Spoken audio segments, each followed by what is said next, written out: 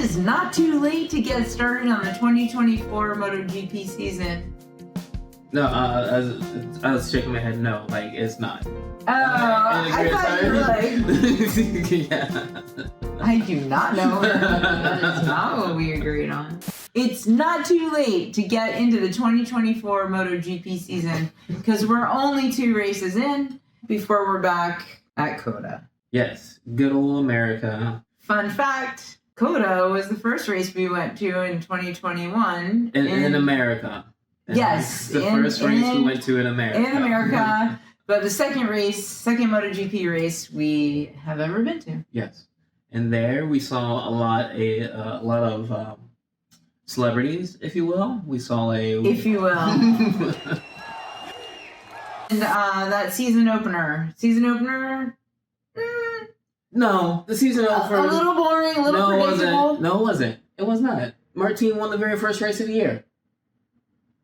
Okay. Yeah, that's exciting. That's exciting news. And once again, he was world champion leader for about 12 hours. But, the first sprint wasn't too exciting. I mean, for a new person coming in, it wouldn't be the most exciting thing. I thought it was fascinating seeing how great Martin was. Oh, look.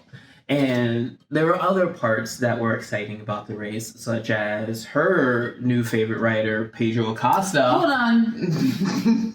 There's a difference between thinking he's a great rider and being my favorite. I need to differentiate because this is gonna come back and bite me somehow. Okay. So, yeah, the only fun moment in the race.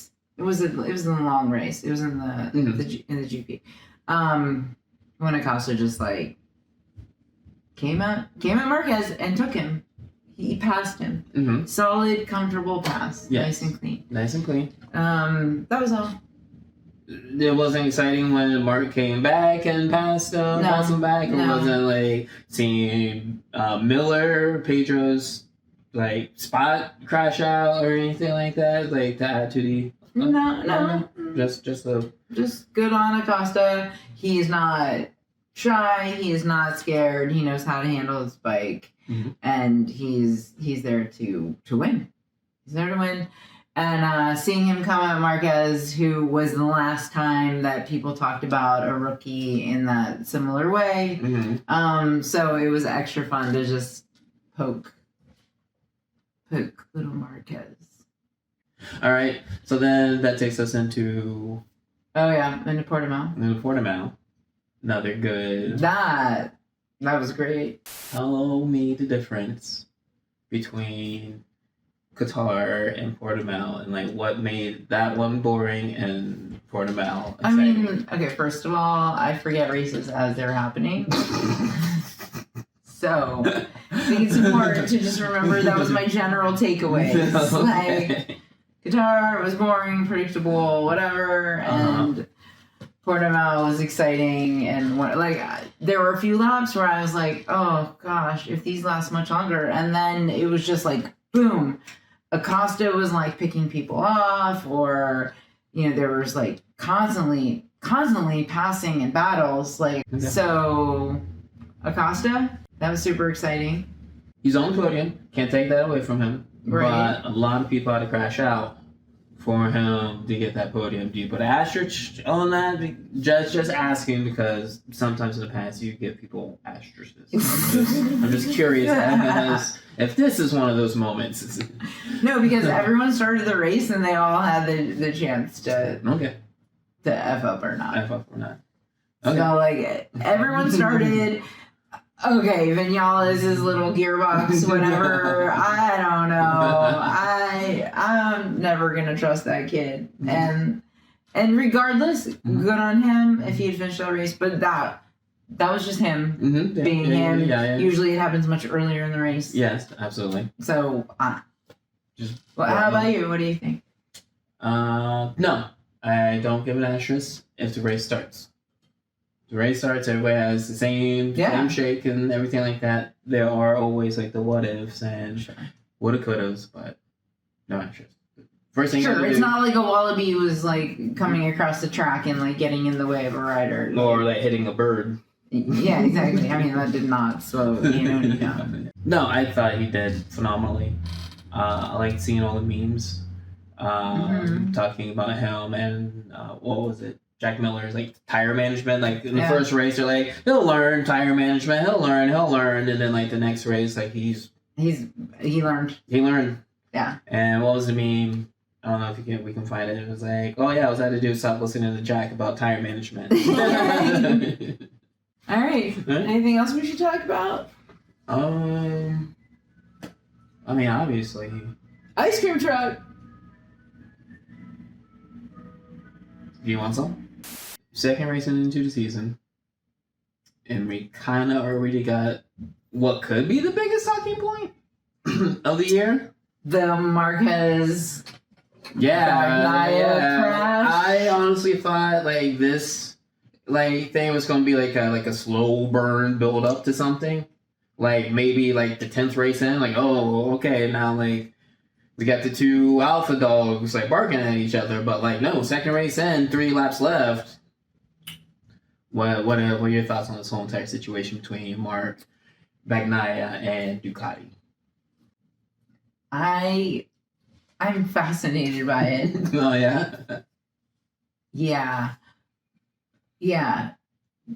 For the Ducati to have worked so hard to get a team that it was very much a unified, like a whole hierarchy was set, and it was leveled between management and all the riders and the mechanics and everyone of like, this is the process. No one's a diva. Like, we're all important, and like no one is bigger than the sum of the parts. So they achieved the pinnacle of that last year.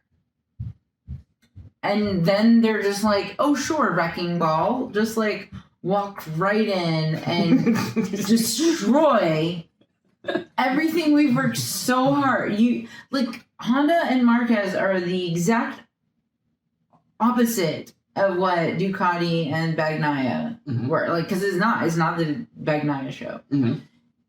Like he went, you took the shittiest thing and brought it to your best, most perfect. I'm fascinated. I can't wait to see what happens. Oh yeah. Like the third thing you said, like within like the ethos of like Ducati, like nobody is a bigger person than the other, and you have Marquez coming in, taking out one of your top riders in the second race, and he himself is the top rider. I know. So like, how do you have the conversation of like, hey, we're not going to say like, don't take out a rider. Yeah, like how do you have that conversation of like, don't be a fucking asshole, guys? I know. Do you think that's like an ongoing conversation, or it's like? I think it's like There's like, guys, we just talked about this. Yeah, no, totally. I think it's like, and I remind you that this is blah blah blah, because now the steward's coming back saying it was a racing incident. They don't technically have grounds, right? But it's still clear, very clearly. No other Ducati would ever attempt that, knowing that it is very likely they would crash. Martin? No. Well, yes, that's why. That's why he's the problem. You don't want him as a teammate. He's trying to win. I know. So, you can either watch these races in time for the next race, get yourself all caught up, or you can just use this as your recap for the last 2 races. And then you're good to go for CoTA. But definitely watch at least the last race in Portimao. Is that the end? No. Thank you, Janet. White girl impersonation.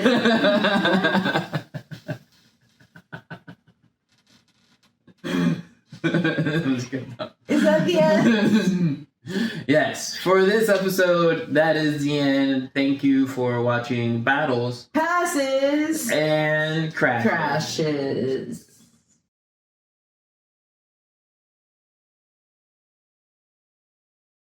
Yeah, what are you looking forward to? Oh my gosh. Oh. Do you think? No, I don't think it's possible. He's done it at all levels and 2 bikes. I know. Rins. Man, what I wouldn't for Rins to win that race. Oh my god. Yeah, I mean, look, it could be Marquez. I don't know. Whatever.